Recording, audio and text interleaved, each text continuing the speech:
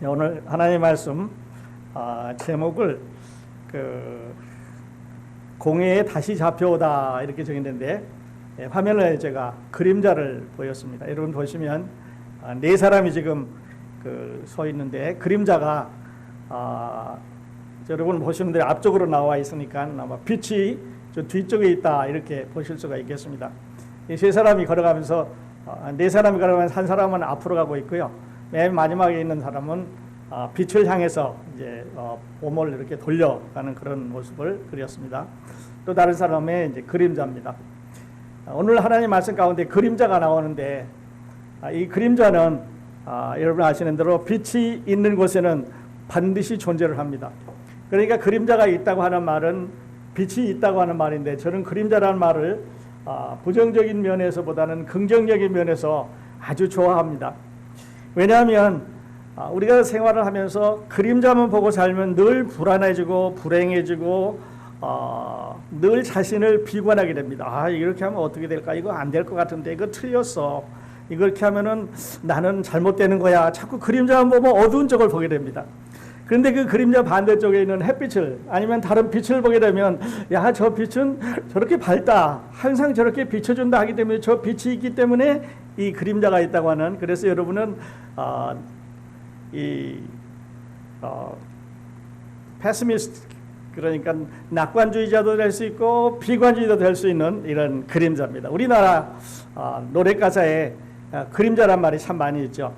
그림자 내 모습은 뭐 거리를 헤맨다든지, 그림자 내 영혼은 허공을 헤친다든지, 또는 뭐 림 그림자, 달 그림자, 또는 빛과 그림자, 이런 여러 가지 그림자에 대한 이야기가 참 많이 있습니다. 또 그림자에 대한 속담도 우리가 많이 보는데요.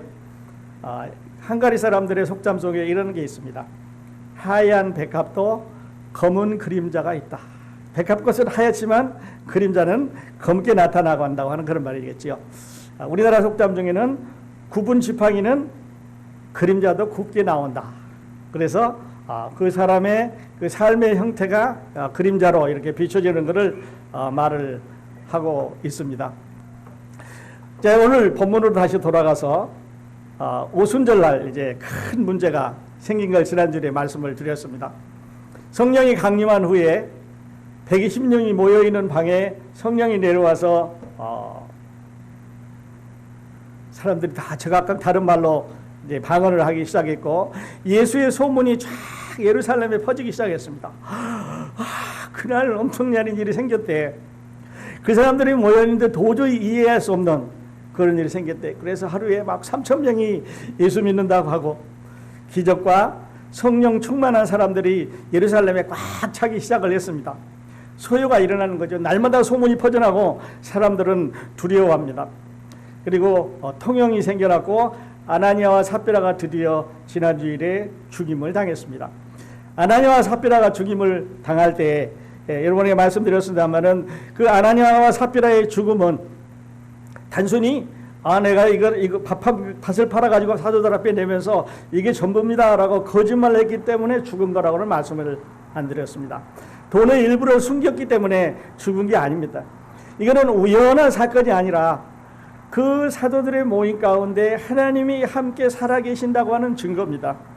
하나님이 살아계시지 않으면 돈을 반을 냈던 3분의 1을 냈던 전혀 상관 안 해도 되는데, 하나님이 그 안에 살아계시기 때문에, 하나님은 거룩하시기 때문에, 거짓말을 용서하실 수가 없기 때문에, 사람들이 속일 수가 없는 분이기 때문에, 그 아무도 모르는 그 부부의 속임수를 하나님의 성령이 알아냈습니다. 그러니까 우연한 사건이 아니고 하나님께서 초대교회에 일으켜준 기적입니다. 하나님께서 사람들의 마음을 아신다는 증거를 나타내 보이셨습니다. 하나님께서 또 함께 하신다고 하는 그 증거를 보여주셨습니다. 그래서 하나님은 속일 수가 없다. 또 하나님은 시험하지 말아라. 하나님이 하시는 일은 목적이 있다라고 말씀을 드렸습니다.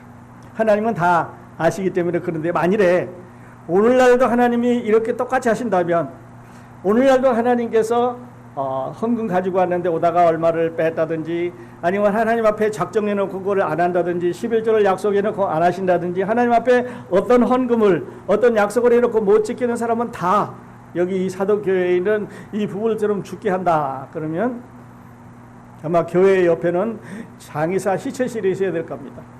왜냐하면 예배 도중에 많은 사람들이 죽어갈 거기 때문에 그렇지요. 아마 살아남은 사람 한 사람도 없을지 몰라요. 강단에 서 있는 목사도 먼저 갈지 모릅니다. 어쩐든 간에 오늘날은 그렇게 안 하시는 것이 하나님의 은혜인데, 그런데 하나님이 하시는 일은 목적이 있다고 하는 것을 말씀을 드렸습니다. 하나님이 하시는 일은 목적이 있습니다. 그냥 우연히 일어나는 일이 아니죠. 그래서 아나니아와 삽비라가 죽은 후에 이제 오늘 말씀을 드리려고 하는 것은 12절에 보니까 사람들이 다 마음을 같이 해서 다시 더 모였습니다. 아, 하나님이 참말로 우리와 함께 계시는구나. 하나님은 속일 수가 없는 분이구나. 하나님은 조그마한 죄도 우리 가운데 존재하는 것을 원하지 않는구나 하는 것을 알게 됐습니다. 그러니까 초대교회는 영어로 말하면 purity입니다. pure. 죄가 하나도 들어와 있지 않은 모든 사람의 마음속을 깨끗하게 들여다볼 수 있는 아주 맑은 그런 상태의 pure, 깨끗한 데입니다. 또 거룩한 데였습니다. 그리고 나니까 13절에 보니까 백성들이 칭송을 했습니다. 이야, 저 사람들은 진짜 조그마한 죄라도 용서 못 받는 사람들이다. 저 사람들 가운데는 하나님이 살아계신다 하는 것을 이제 알게 되니까 칭송을 했습니다. 그리고 여러분 읽으신 대로 14절에 보니까 더 많은 사람들이 구원을 받았는데요. 14절을 보시면서 여러분 성경 가지고 계시는 분은 표시하실 수 있기를 바랍니다. 거기에 누가는 이렇게 적었습니다. 믿고 주께로 나아오는 자가 더 많으니 남여의 큰 무리더라. 여기서 처음으로, 사도행전서는 처음으로 여자들이 구원을 받고 하나님께로 나왔다는 기사를 쓰기 시작을 합니다. 그전에는 여자들은 빼놨습니다. 남자만 5,000명이었더라. 그렇게 말했습니다. 그리고 구원받는 사람들의 숫자를 카운트할 때 남자들의 세계만 얘기했었는데 이제부터는 여자도 하나님 앞에 나오기 시작했다고 하는 것을 누가가 우리에게 알려주고 있습니다. 그래서 6장에 가서 보면 이 여자들이 이제 큰 일을 담당하게 되고 앞으로 이 교회사가 발전하는데 엄청난 일을 여자들이 담당하는데요.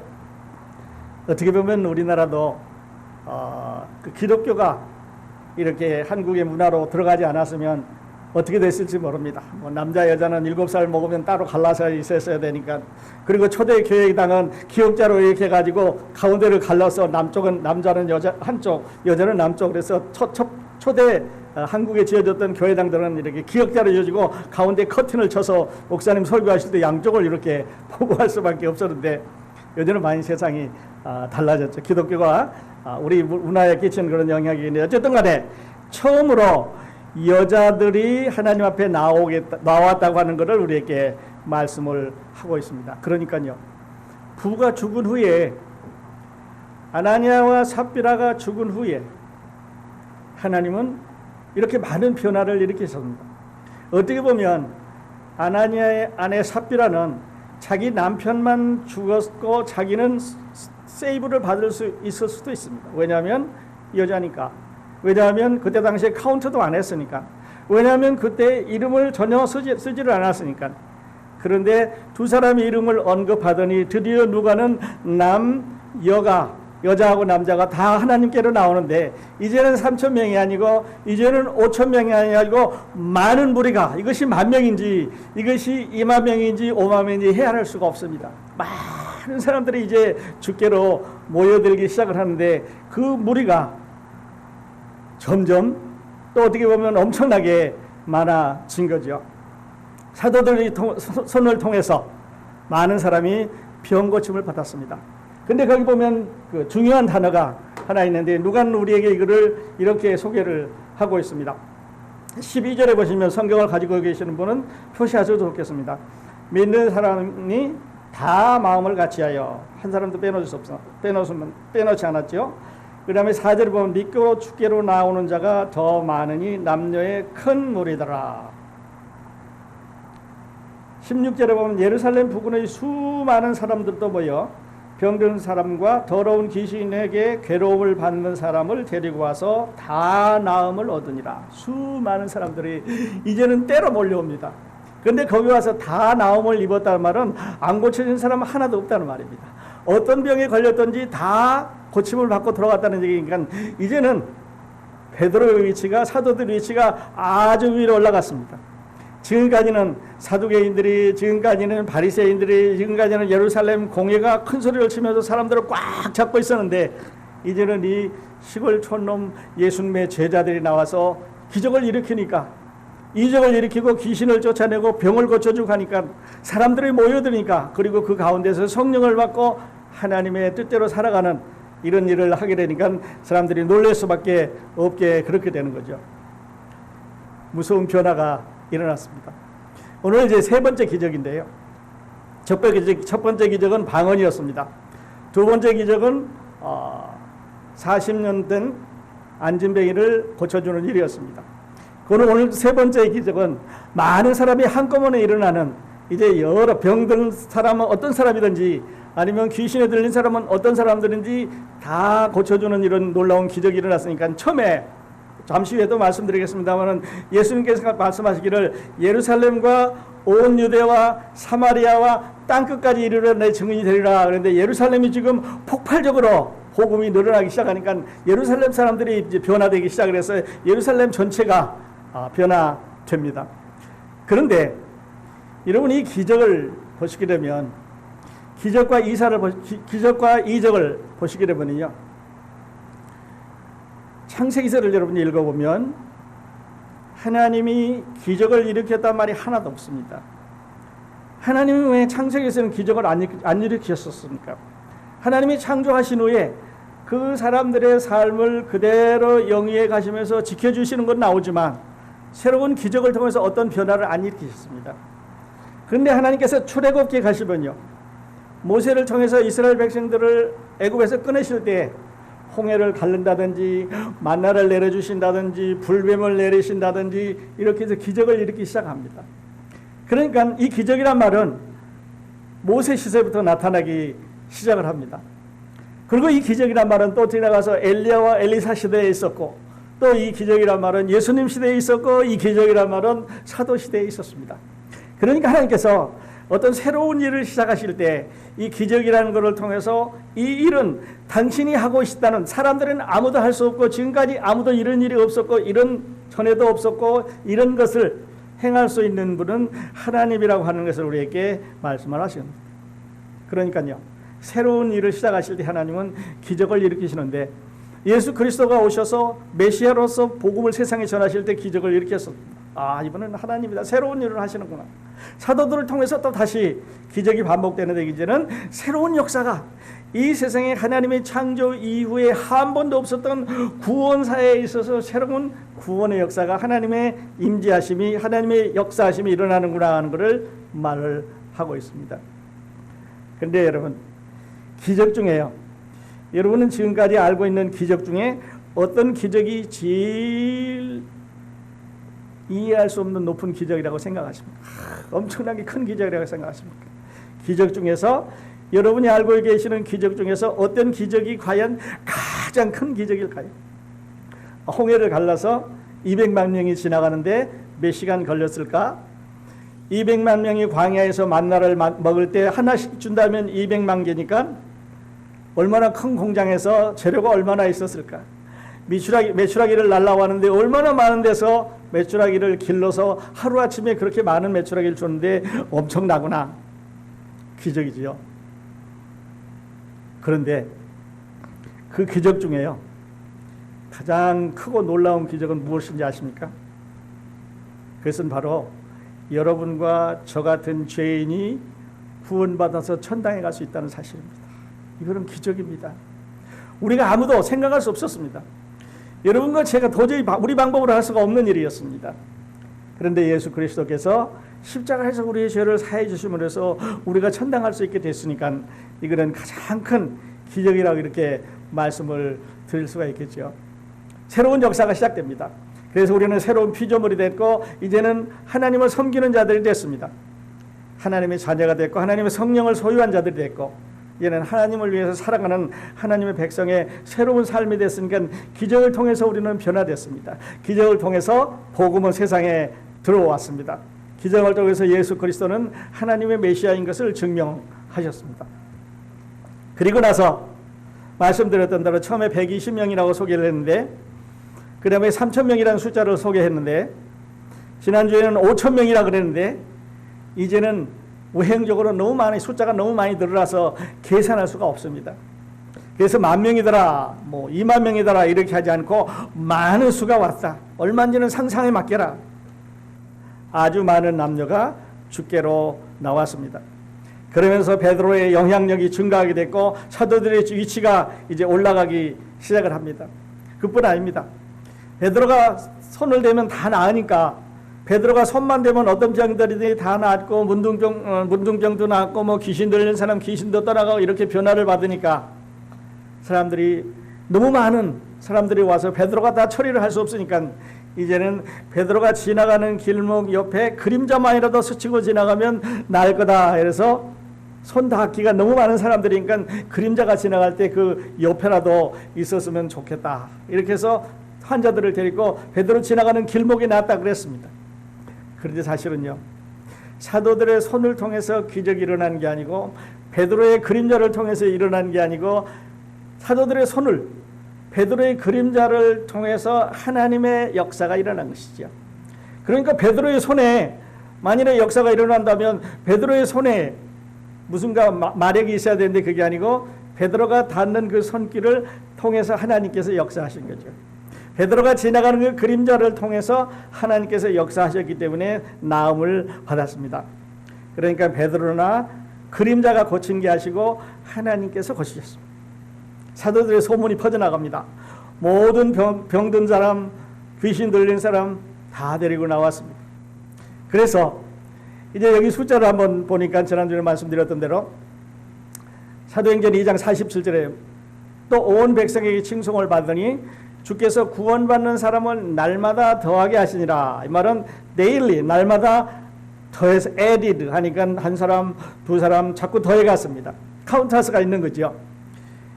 그 다음에 4장에 가서 보면 말씀을 들은 사람 중에 믿는 자가 많으니 남자의 수가 약 5천이나 되었더라. 이 남자만 5,000명, 여자는 카운트 안 했습니다. 이때까지만 해도 5,000명이 되었습니다. 4장에서. 자, 오늘 5장에서 14절에 우리 본문에 보신 대로 믿고 주께로 나오는 자가 더 많으니 5,000명보다 더 많아.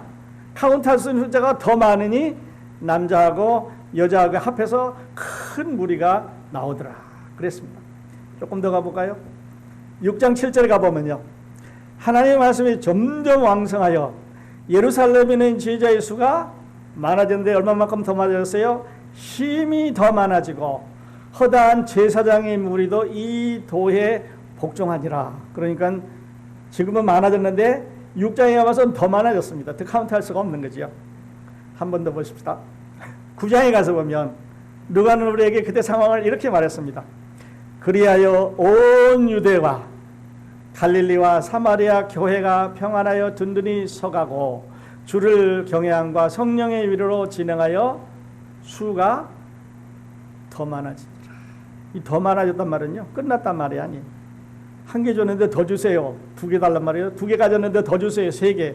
더 주세요. 4개. 끝이 없단 말이에요. 그러니까 계속해서 이렇게 불어난다는 얘기. 어디까지 불어났습니까? 사도행전 9장에 가서 보면 예루살렘에서, 유대에서, 갈릴리에서, 사마리아에서 점점 팽창이 나가니까 예수님이 말씀하신 대로 예루살렘과 온 유대와 사마리아와 이미 사도행전 9장에서 사마리아까지 갈릴리까지 꽉 찼습니다. 이제는 더 퍼져나갈 수밖에 없는 거죠. 그래서 하나님께서는 사도 바울을 구원시키시고 이제 하나님의 교회를 그를 훈련시키셔서 이방으로 선교 여행을 보내가지고 교회가 막 번져나가기 시작하는데 이거는 우연히 된 일은 아니라고 말씀을 드렸습니다. 그런데 이게 참 잘 나갈 때는 좋은데요. 그 배 아픈 사람들이 있습니다. 우리도 교회도 잘 되면 배 아픈 사람들이 있지요. 뭐 그런 거 우리 많이 보는데 그냥 이렇게 되니까 사두개인들이 질투가 점점 더 커졌습니다. 저 사람들 저렇게 되다가는 우리 공회가 힘을 못 쓰게 생겼습니다. 저 사람들이 저렇게 퍼져나가서 유대를 꽉 잡다 보면은 이제 사두개인들의 가르침은 헛겁니다. 왜? 그들은 천사들을 안 믿습니다. 그들은 부활을 안 믿습니다. 그들은 죽은 사람에게 영혼이 있어서 영원히 산다는 것을 안 믿는데 사도들의 가르침은 예수의 부활을 가리키고 천사들을 가리키고 그들이 하는 일을 통해서 우리가 영원한 삶이 있다고 하는 것을 가리키기 때문에 정반대가 되는 거죠. 그래서 사도들이 옳으면 사두개인이 틀렸습니다. 사두개인이 옳으면 사도들이 틀렸습니다. 둘 중에 하나는 틀릴 수밖에 없는데, 그래서 하나님께서는 천사들을 보내셨습니다. 사두개인들 너희들 봐라. 멀쩡하게 문 잠겨 있고 문지기들 다 지키고 있었는데 그들은 나왔다. 천사들이 데리고 나왔지요. 천사들이 있다고 하는 걸 사두개인들에게 이제 증명을 하는데, 근데 또 기분 좋은 사람들이 있습니다. 사두개인들이 질투가 나서 막 화가 나는데 바리새인들은 반대파니까 기분이 좋습니다.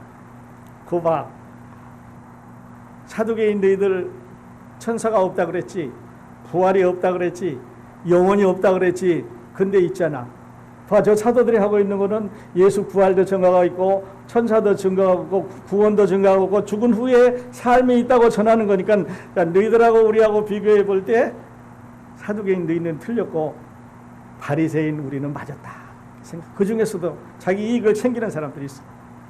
그리스도인들은 바리새인도 아니고 사두개인도 아니고 예수 그리스도의 부활을 증거하는 사람들인데요. 그러니까 교회가 부흥하기 시작을 하는데 폭발적으로 아무도 말릴 수 없이 교회가 부활을 증거하는데, 사두개인들이 화가 나니까 예수 믿는 사람들을 붙잡아다가 다시 감옥에다가 쳐넣었습니다. 저녁 때 쳐넣었어요. 그리고 하룻밤을 지냈습니다. 오버나이트. 그리고 넥스트 모닝에 다음날 아침에 사두개인들 제일 높은 사람 대장들을 모으고 지난번에 모였던 대제사장들 모으고 예루살렘에 있는 유대인들 리더들이 다 모여가지고, 야, 저 사람들이 지난번에 우리가 예수 믿는 거 전하지 말라고 그랬는데, 부활 전하지 말라고 그랬는데 다시 나가서 전했으니까 이걸 어떻게 하면 좋으냐, 우리 재판을 하자. 그래서 사람들을 보내가지고 저 감옥에 있는 사도들을 데리고 나오라고 말합니다. 그랬더니 큰 문제가 생겼지요. 감옥문은 잠겨있고 간수들은 지키고 있는데 죄수들은 없습니다. 근데 이 사람들은 지금 모여서 그 죄수들을 어떻게 할고 이야기하고 있는데, 다른 사람들이 와가지고 어저께 당신들이 잡아가뒀던 그 사도들이라는 사람들이 저기서 지금 성전 밖에서 전도하고 있습니다. 기가 막히는, 어제 분명히 잡아놓습니다. 감옥문 잠갔습니다. 그리고 간수들이 지키고 있습니다. 그런데 현상은 그대로 있는데 사람만 나와서 밖에서 가르치고 있는 거니까, 전도를 하고 있는 거니까 이해할 수가 없는 거죠. 이야, 큰일 났습니다. 그런데 하나님께서 이때 천사를, 메신저를 소개를 하십니다. 천사. 사도행전에 천사들이 하는 일이 3번 나옵니다.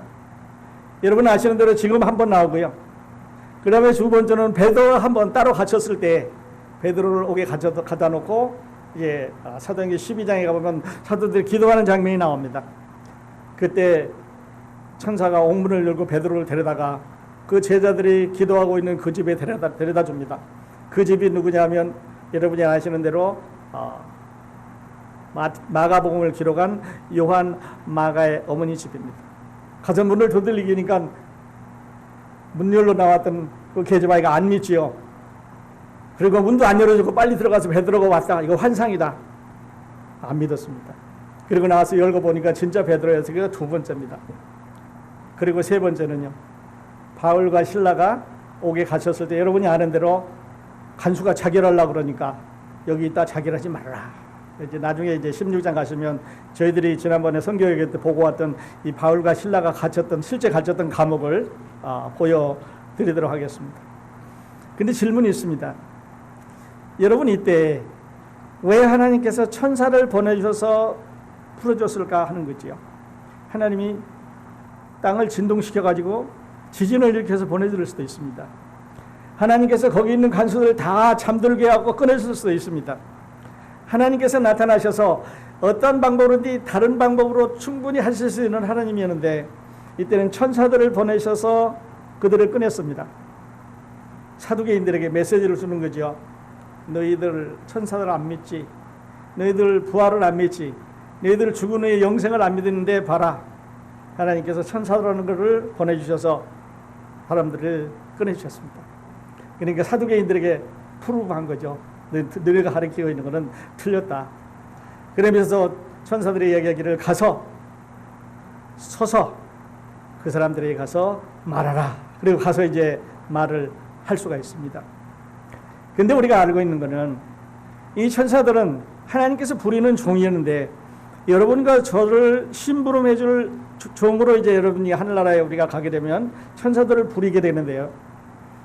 하나님 그러면 구원하실 때 이렇게 모든 것을 다 아시는 하나님께서 천사를 통해서 사람들을 구원하시지 왜 아들을 보내서 구원하셨을 건가? 이런 질문을 한번 해볼 수 있습니다. 하나님, 천사가 모든 거 다 알고 하나님 마음도 다 아시고, 자, 마리아가 수태할 때, 수태고지할 때 천사가 말했습니다. 예수님이 침례를 받을 천사가 오르락 내려가면서 이는 내 사랑하는 아들이요, 이는 내 기뻐하는 자라 말합니다. 변화산상에도 있었고 갈보리다 동산에도 있었는데 하나님 천사를 시키지 왜 아들을 보냈습니까? 여러분 이런 질문 한번 해보십시오. 그런데요, 천사는 그렇게 심부름은 하지만 우리와 같은 몸이 없습니다. 그러니까 죄는 피 흘림이 없은 즉 죄 사함이 없다 그랬는데 천사들은 피가 없기 때문에 흘릴 수가 없는 거죠. 그래서 구원은 천상 사람이 해야 되는데 죄 없는 사람, 다른 사람을 위해서 피 흘릴 수 있는 죄 없는 사람이 이 세상에는 아무도 없습니다. 의인은 없나니 하나도 없으며 깨닫는 자도 없고 난 제로 아무도 없습니다. 그래서 하나님께서 아들을 여자를 통해서 남자의 후손이 아니라 여자를 통해서 세상에 보내셔서 그를 십자가에 달리셨습니다. 이게 하나님 우리를 구원하신 방법이에요. 이게 하나님이 우리를 구원하시는 구원의 계획이죠. 다시 본문으로 돌아와서 옥문은 잠겨 있습니다. 간수들은 지키고 있습니다. 사도들은 밖에서 전도하고 있습니다. 엄청난 무서운 공포가 이제 흐르기 시작하는 그런 때가 된다고 말씀을 드릴 수가 있습니다. 산헤드린 공회가 혼란에 빠졌습니다. 이게 어떻게 된 거야? 분명히 감옥에 넣은 거 맞습니다. 감옥문이 열쇠가 잠겨 있는 거 맞습니다. 자물쇠가 잠겨 있는 거 맞습니다. 간수들이 튼튼한 간수들이 지키고 있는 거 맞습니다. 아마 간수들이 시원찮은 약한 간수들이 아니었을 것 같아요. 왜냐하면 지금 최고 법원에서 산헤드린 공회에서 재판을 해야 되는 최고의 범법자니까 아주 강한 힘센 사람을 넣어서 지켰을 거라고요. 그래서 사도들은 갇혔고 간수들은 감옥을 지키고 있었고 죄수들은 밤에 빠져나가서 백성들을 가리켜 있었고 산헤드린 공회는 아침에 그들을 재판하기 위해서 모여들었고 그러니까요. 빈 감옥 허탕치고 있는 거죠. 그런데 여기 이 사두개인들이 하는 이 표현을 누가가 우리에게 잘 나타내주는 단어가 3개가 나오는데요. 여러분 저와 함께 성경을 한번 펴시기 바랍니다. 17절에 보면 이렇게 말합니다. 대제사장과 그와 함께 있는 사람 즉 사두개인의 당파가 다 마음에 시기가 가득하여 처음에는 저 사람들을 없애버려야 되겠는데 저들이 맞다면 우리가 틀렸는데 우리가 해야 되는 일을 저 사람들이 하니까 우리가 큰일 났다 시기를 합니다. 두 번째는요 24절에 이런 단어가 나옵니다. 성전 맡은 자와 제사장들이 이 말을 듣고 의욕하여 이 일에 어찌 될까 하더니 의욕하던다 말은 영어로는 quite at a loss 어쩔 줄 모르는 거지. 야 이게 어떻게 된 거야? 이거 어떻게 하면 좋겠냐? 처음에는 미워서 가뒀습니다. 이제는 상황을 보니까 이게 쩔쩔매는 거지요. 그리고 26절 마지막에 세 번째 있는 단어는 이런 것입니다. 성전 맡은 자가 부하들과 같이 거기서 그들을 잡아왔으나 강제로 못하면 백성들이 돌로 칠까? 두려워합니다. 두려워. 이제 무서워하기 시작하는 거예요. 처음에는 시기가 당당했습니다. 두 번째는 이게 어떻게 할까 쩔쩔맸습니다. 세 번째는 무서워하는 거야. 우리가 이거 잘못했구나. 우리가 지는구나. 이렇게 이제 무서워하는 게 제자들이 오르면 사두개인 자신들이 틀렸습니다. 제자들이 오르면 예수님을 십자가에 못 박힌 자기들의 판단이 틀렸습니다. 그러니까 죄 없는 사람을 십자가에 못 박은 결과가 됐기 때문에 무서운 이런 이제 결과가 되는 거죠. 그 죄와 그 잘못을 우리와 우리 후손에게 돌리라고 그랬는데 무서운 결과가 나타나게 되는 거죠. 다시 이제 사도들을 붙잡았습니다. 그리고 앞에 세우는데 지난번 경고를 무시했고 사두개인들의 교리를 무시했고 그리고 질투에 가득 차 있기 때문에 이제 사도들을 붙잡아서 재판을 하는데 다음 주에 우리 같이 보게 되는데요. 사진을 2장 올렸습니다. 베드로가 지나가면서 거기 거리에 앉아 있는 많은 거지들에게 병든 자들에게 또 귀신 들린 자들을 고쳐주면서 지나가는, 터치하면서 지나가는 광경입니다. 그 다음 사진은 베드로가 붙잡혀 왔습니다. 아마 사두개인을 이렇게 표시한 것 같아요. 이 사람 사두개인 항상 이렇게 옷을 이런 모양으로 입고, 그 다음에 바리새인, 그 다음에 서기관, 그리고 이제 성전 지키는 사람들을 접해왔는데 여기 손에 체인이 걸려있는 이런 그림을 누군가 그렸습니다. 붙잡아왔습니다. 다음 주에 이제 재판하는 내용을 보겠는데요. 그래서 저는 오늘 이 말씀의 결론을 이렇게 내가고 싶습니다. 저와 함께 잘 이 내용을 묵상하셔야 됩니다. 첫 번째는요, 하나님께서 왜 베드로의 그림자가 지나가야 기적이 일어난다고 하셨을까 하는 거죠. 사람들이 다 믿고 나왔습니다. 그래서 길가에 쭉 앉았습니다. 그런데 베드로의 그림자라도 지나가야만 낫는다는 거죠. 저 뒤에 있는 사람은 아니라는 얘기입니까? 베드로의 손이 닿는 사람뿐만 아니라 그렇게라도 컨택을 해야 나아진다는 거죠. 왜 그랬을까요? 여기 아픈 사람 다 나아라. 예루살렘에 사는 아픈 사람 다 나아라 하고 베드로가 선언을 했더니 다 나았더라. 이렇게 안 하고요. 그 손을 통해서 그 지나가는 그림자라도 닿는 사람만 구원을 받았습니다. 고침을 받았습니다. 그러니까 첫 번째는요, 환자들의 믿음. 베드로는 특별한 사람이다. 하나님의 사람이기 때문에 그분에게 가면 하나님의 능력이 우리에게 온다고 하는 환자의 믿음이 있어야 되고요. 두 번째는 그 환자를 고칠 수 있는 베드로의 능력이 있어야 돼요. 그러니까 하나님의 역사가 일어나는 거죠. 첫 번째는 믿음이고 두 번째는 하나님의 능력입니다. 두 개가 만났을 때 역사가 일어나는 거죠. 믿음이 행위로 변하는 터닝 포인트, 접점이 생겼습니다. 그림자를 통해서, 손 닿는 걸 통해서 접점이 생긴 거죠. 우리가 예수 믿는 것도요, 여러분 마음속으로 나 예수 믿어, 나는 그냥 옛날부터 믿었어, 나는 모태신앙이다, 이렇게 여러분이 마음속으로 예수를 믿는다고 생각한다면 어쩌면 이런 사람들과 똑같을지 몰라요. 나 베드로 안 만나도 되네, 하나님 믿으니까 믿는 거죠. 그런데 그 컨택 포인트를 통해서, 그 터닝 포인트를 통해서 구원을 받았습니다. 그러니까 여기서 누가가 말하려고 하는 것은, 누가가 우리에게 전해주는 메시지는 믿음이 있다고 하더라도 터닝 포인트, 컨택 포인트, 언젠가 하나님 앞에 터닝해서 나오는 포인트가 있어야 됩니다. 좀 어렵게 설명을 드리겠습니다만은 바울은 이렇게 말했습니다. 사람이 마음으로 믿어 의에 이르고 입으로 시인하여 구원에 이르느니라. 여러분 신앙을 고백하셔야 됩니다. 여러분의 신앙을 베드로가 손을 잡은 것처럼 하나님 앞에 고백을 하셔야, 여러분의 마음을 입으로 고백을 하셔야. 혈루증으로 앓던 여인이 예수님의 뒤에 와서 그 옷자락을 잡은 사건을 여러분 잘 아십니다.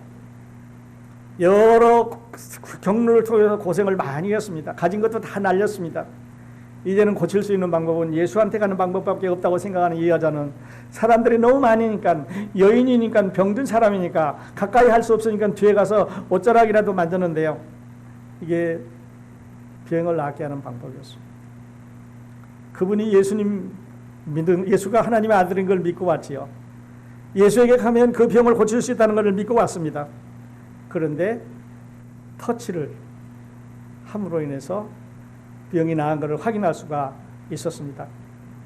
또 탕자가 아버지 집을 떠나서 지업 열매를 가지고 먹고 삽니다. 저는 그 부분을 정말 좋아합니다. 왜냐하면 그 묘사가 그냥 읽어보면 머릿속에 확 들어오는 것 같아요. 머리는 확 길었을 겁니다. 수염은 안 깎겠죠. 얼굴에 아마 돼지 그 부영이 묻었을지 몰라요. 신발은 안 신었겠고 종이니까 옷은 다 떨어져서 냄새가 납니다. 그리고 돼지밥을 주워 먹으려고 그러는데 자존심 엄청나게 상하는 그런 무지무지한 사건 중에서 우리 집에 우리 아버지 집에는 먹을 것도 많고 종도 많고 종들도 이거보다 난데 내가 뭐 하는 거냐고 돌아서서 아버지 집으로 가는 것이 탕자가 변화되는 포인트입니다. 여러분은 언제 이런 포인트를 하나님과 연결하셨습니까? 여러분은 언제 이렇게 돌아서자, 옷을 만지자, 그림자라도 닿자, 사도들이 닿을 수 있도록 찾아가서 베드로의 손을 닿자고 하는 하나님과 터닝 포인트를 만드셨습니까? 니고데모가 예수님께서 하나님의 메시아인 걸 믿습니다. 나는 당신이 하나님께서 오신 메시아인 줄을 믿었습니다. 그런데 그가 밤에 찾아가서 예수님과 만나는 광경을 통해서 니고데모는 변화를 받을 수가 있었죠. 믿음은 행함으로 나타나야 됩니다. 여러분, 이런 터닝 포인트가 여러분 삶에 꼭 있으시기를 바랍니다. 아마 누가가 오늘 우리에게 이런 메시지를 주고 있는 것 같아요. 두 번째는요, 우리가 잘 아는 대로 위기가 귀하다 이런 말을 합니다. 위기가 귀하다, 말은 많이 들어본 말이죠. 그래서 저는 오늘 이 본문의 말씀을 통해서 누가가 사용한 이 그림자의 말을 통해서 만일에 그날 사도들이 야, 이거 하나님 뭐야, 열심히 섬기는데 부부가 그 돈 좀 가렸다고 죽었어, 이렇게 해서 자꾸 부정적으로 생각하면 하나님 그만하라는 건가? 야, 그럼 우리는 앞으로 어떻게 되냐 하고 자꾸 고민을 하고 걱정을 하고 예루살렘에서 빠져나와서 전도하는 것을 중단했으면 오늘은 이것은 없었을 것입니다. 그런데 사도들은, 그런데 하나님은 그림자를 보시지 않고 빛을 보셨습니다. 자, 바로 하나님이 살아계신다는 증거다. 하나님이 거룩하시다는 증거고, 하나님은 속일 수 없다는 증거고, 하나님이 너희 가운데서 깨끗하고 거룩하게 사시기를 원한다는 증거니까 이 악을 제한 다음에 사탄이가 역사에서 지금 더럽히고 있는 이 악을 제거한 다음에 너희는 더 강해지고 더 많은 사람들이 존경하고 더 복음을 힘있게 전할 수 있을 거다. 여러분은 어느 쪽을 보시겠습니까? 여러분 삶에 어려움이 있으면 여러분 그림자를 보시면서 슬퍼하고 한탄하고 비관하고 절망하고 내려가고 이렇게 하시겠습니까? 아니면 여러분은 이 그림자 후에는, 그림자가 있다면 반드시 빛이 있다고 하는 이 만유 공통의 법칙에서 어딘가 나에게 위대한 빛이 있다고 하는, 예수 그리스도의 하나님의 빛이 있다고 하는 놀라운 빛을 바라보면서 그 빛을 향해서 그 빛을 찾아서 그 빛을 바라보면서 기도하면서 나가시겠습니까? 사도들은요, 그림자를 안 봤습니다. 사도들은요, 어려움을 생각 안 했습니다. 그들은 하나님을 생각하면서 용기를 가졌고 하나님의 교회는 이렇게 번져나가기 시작을 했습니다. 그래서 위기가 곧 기회입니다. 그림자를 보지 마시고 빛을 봅시다. 비관주의자가 되지 말고 낙관주의자가 되는 여러분과 제가 다 되시길 바랍니다. 우리 말씀 읽고 마치도록 하겠습니다. 우리 큰 소리로 한번 이 말씀 읽으십시다. 예수를 너희가 보지 못하였으나 사랑하는도다. 이제도 보지 못하나 믿고 말할 수 없는 영광스러운 즐거움으로 기뻐하여 믿음의 결국 곧 영혼의 구원을 받으며. 그때 당시에 힘있게 전했던 베드로가 우리들에게 이런 편지를 줬습니다. 너희가 예수를 보지 못하였으나 사랑하는도다. 이제도 보지 못하나 믿고 말할 수 없는 영광스러운 즐거움으로 기뻐하니 믿음의 결국 곧 영혼의 구원을 받으니. 베드로전서 1장 8절과 9절에서 그때 있었던 베드로, 그 용기 가운데 있었던 베드로가 오늘 우리들에게 저런 편지를 통해서 우리들도 하나님을 사랑하도록 메시지를 주고 계십니다. 기도하겠습니다.